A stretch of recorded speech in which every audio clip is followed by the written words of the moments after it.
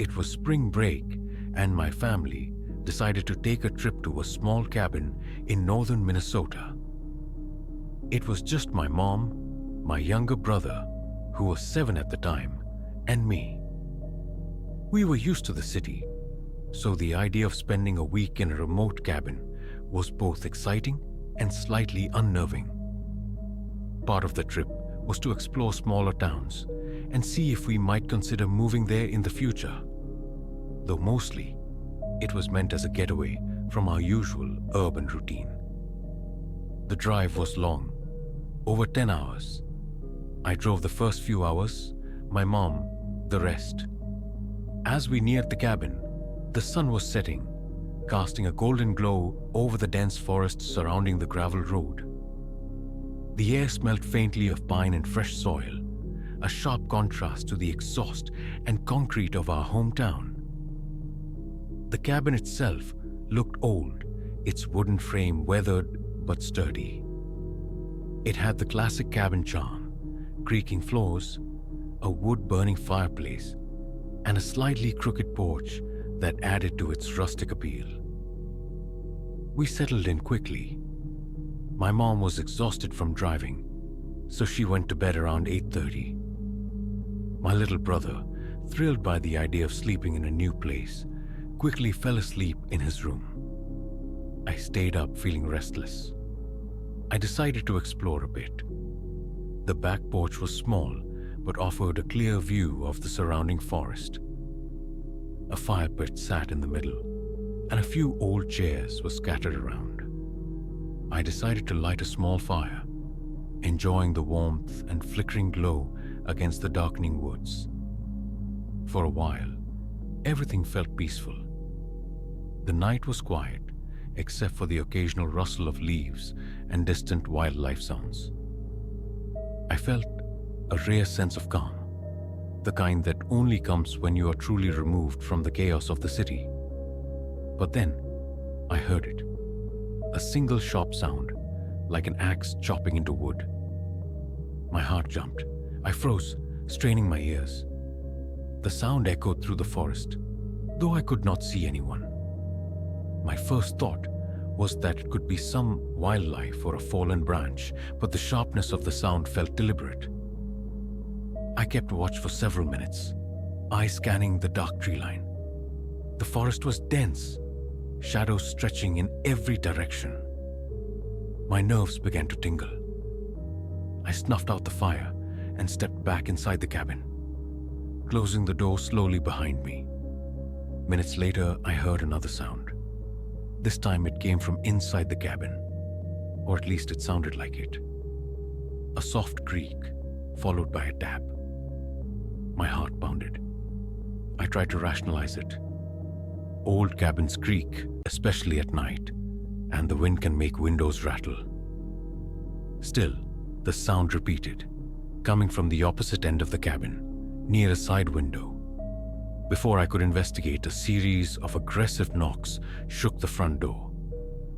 My mom stirred, rising from bed, her face pale in the dim light. We froze together, realizing the door was being hammered from outside. The figure was just beyond the door, completely dark, but I could make out a man holding a heavy axe. Everything in my body screamed to run, but the cabin was small, and our only choice was to retreat to the farthest room. We barricaded ourselves inside, shaking, listening as the man continued to strike the door. The sound of wood splintering sent shivers down my spine. The police arrived after what felt like an eternity. The man had vanished into the forest before they could reach him. The front door bore deep gashes where the axe had struck, but it had held. There was no trace of him, no footprints, nothing to indicate where he had gone. The investigation revealed little. He had likely been drawn to the cabin by the small fire I had lit earlier, which glowed like a beacon in the dark woods. But why he had approached with an axe, why he had come so close, no one could say. He was never caught. That night, I realized just how vulnerable one can feel in isolation. The serenity of the forest, the comforting glow of the fire, the familiar creaks of an old cabin, all of it could turn into a nightmare in an instant. What should have been a peaceful family trip became a tense struggle with fear, the unknown, and the realization that even the remotest place is not always safe. We never stayed another night there. My family decided to cut the trip short, shaken but unharmed. And even years later, when I think of that cabin, I can feel the chill of that night, the echo of the axe on the wooden door, and the shadowy figure lurking in the forest. The memory remains, a stark reminder that even the most beautiful, secluded places can hide a lurking danger. It was the middle of summer, and I was on a road trip across several states, taking the long way home from visiting relatives. I had planned the route carefully, trying to balance driving hours with scenic stops. My last leg of the trip would take me through stretches of empty forest and farmland, places where cell service was patchy at best, and where you could drive for miles without seeing another soul. I left my previous stop around 6 in the evening, hoping to reach a small cabin I had booked via Airbnb before nightfall. The cabin was tucked away 2 hours from the highway, in an area dotted with flat fields and scattered pine trees. I had picked it because it was cheap, seemed secluded, and was on the way home. I imagined myself relaxing there after a long day of driving, eating a simple meal, and getting a good night's sleep. As I approached, the cabin came into view, framed by a perfectly straight row of towering pine trees. The gravel driveway ran straight to the small structure, giving it an almost unnatural symmetry. The setting sun painted long shadows across the landscape, and for a moment, the sight felt eerie. It wasn't terrifying, just off, almost too quiet, too still. I parked and unlocked the padlock with the code the host had emailed me. The cabin itself looked newly renovated, small but cozy, with a rustic charm that suggested someone had invested in making it comfortable for short-term guests. I carried my minimal luggage inside and set it down. I had no intention of unpacking. Just a few hours here, then back on the road the next morning. I heated up a meal I'd grabbed at a drive-thru and ate at the small kitchen table. The cabin smelled faintly of pine cleaner, a scent that should have been comforting, but somehow felt antiseptic, sterile. As soon as I finished, there was a knock at the door. My stomach dropped. Startled, I walked to the door. A man, about 40, with a graying beard and a shaved head, stood there. His expression was friendly, but his presence was startling. "Hi," he said. "Just checking to make sure you got in okay." I nodded, offering a polite smile, though my instincts were already telling me something was off. The smell hit me first, an overpowering odor, like he had been working outside all day, mixed with sweat. Strange for a host. Still, I told him I was fine and shut the door. I returned to the table, finishing my food, and then took a quick shower. Only 5 minutes had passed when another knock rattled the door. Again, no car had arrived, no footsteps outside. My pulse quickened. I approached cautiously. "Yes?" I called, trying to keep my voice steady. The man's voice came through, slightly impatient. "Can you open the door?"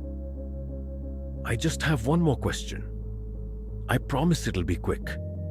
I hesitated, telling him it was late, and I wanted to be left alone unless there was an emergency. Silence.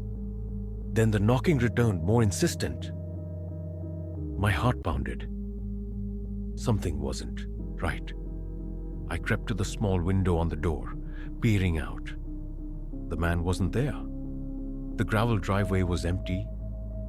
My first thought was that he had walked away quietly, but then I saw movement in the corner of the living room window.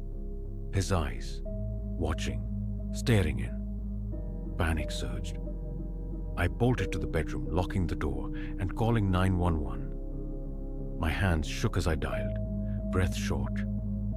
Through the phone, I could hear him trying the windows softly but deliberately, testing entry points. The thought of someone who had a key, or at least knew the layout, creeping around while I was inside, made me nauseous. The police arrived quickly, and the man had already fled. I never saw him again. The real host confirmed the imposter had never been associated with the property. Whoever that man was, he had been planning something sinister, and I had narrowly avoided it. Even now, thinking back, I shiver at the thought of what could have happened. A quiet, rural cabin on a summer night. The hum of insects and distant wildlife, suddenly infiltrated by someone with ill intent. The illusion of safety shattered by a stranger's presence, lurking in the shadows just beyond the windows. That night, I learned that isolation can be both a blessing and a curse. The very seclusion that makes these places idyllic for solitude also makes them perfect hunting grounds for someone with ill intentions. And once that realization hits, the sound of a quiet knock, a shadow at the window, or a creak from the floorboards becomes a heartbeat, echoing endlessly in your mind. Even the familiar becomes foreign, and every small noise, the wind in the trees, a shifting branch, feels like it could be the beginning of something far worse. The cabin that should have been a haven became a trap in my imagination, each second stretching into an eternity. And even now, I remember the way his eyes met mine through the darkened window, and I feel the terror of that night as though it were happening again. I live in northern Utah, on the edge of a small highway town, a place that feels forgotten by the world. The town itself is tiny, just a few stores, truck stops, and a handful of motels along the main highway. Beyond that, the roads unravel into dirt tracks, leading to large private acres of forest and fields, dotted only with a few homes. It's the kind of place where silence is thick, and the nights are darker than you expect. That day had been entirely normal. I worked remotely from home, finishing up around 6 in the evening. After logging off, I decided to make a quick trip into town to stock up on groceries. The highway wasn't busy. Most drivers were heading elsewhere, and the stores in town rarely saw crowds. It was quiet in the aisles, the perfect kind of quiet that sometimes feels almost too empty. While I was wandering the grocery aisles, I noticed him, a man, mid-40s, slightly disheveled, eyes fixed on me. At first, I dismissed it. Maybe he was staring at something else. Maybe I just caught his gaze at the wrong moment. But then, a few minutes later, I saw him again, standing just a few feet from me in another aisle. He didn't have a cart, didn't grab anything. He just stood there, staring. I tried to ignore him, pretending I was busy picking out items, but the feeling of being watched prickled at my skin. "Hi," I said lightly, glancing toward him. Nothing? No smile, no acknowledgement, just a steady, unwavering stare. I hurried to finish my shopping, heart thudding in my chest, and made my way to the checkout. Once outside, I parked in the far back of the lot, hoping distance might make me feel safer. But there he was again, standing between two cars, not holding any groceries, not moving. A chill ran down my spine. This wasn't a coincidence. Driving home, I tried to shake the feeling, attributing it to a creepy passerby or someone on too little sleep. But as darkness settled over the empty dirt roads leading to my property, unease grew into a tangible fear. When I arrived and carried in the first few grocery bags, I spotted something unsettling. A truck was parked off the side of my road, lights off, on my property. I'd seen the land all day and it hadn't been there. My mind raced. Maybe it was a lost driver, maybe just someone avoiding a motel. But why park silently, so close to my house, without lights? Something about it screamed wrong. I kept a careful eye while bringing in the rest of the groceries, my nerves tightening like a bowstring. Hours passed, and I tried to convince myself it was harmless. I watched a show, curtains slightly open to keep an eye on the truck, but it never moved. Finally exhausted, I went to bed. The quiet of the night should have been comforting, but it wasn't. Around 2 or 3 a.m., I woke needing the restroom. As I walked down the hallway, a creak sounded from below. Slow, deliberate. My stomach tightened. Shadows flickered across the walls. Someone was inside. Heart hammering. I backed quietly into my room, grabbing my phone to call the police.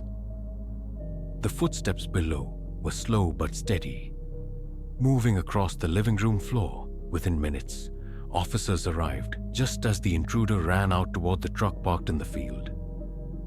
Relief washed over me, but the lingering terror was immediate.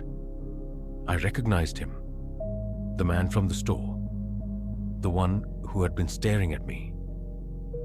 He was armed, but thankfully, he hadn't taken anything. The realization that he had been watching me, likely all night, gnawed at my mind.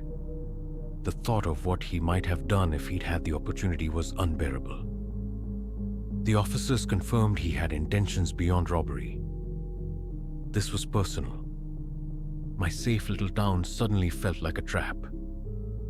After the incident, life returned to a fragile normal, but I couldn't shake the feeling of eyes watching from darkened roads, or the thought of him lying in wait somewhere on the edges of the forest. Even now, I can feel it.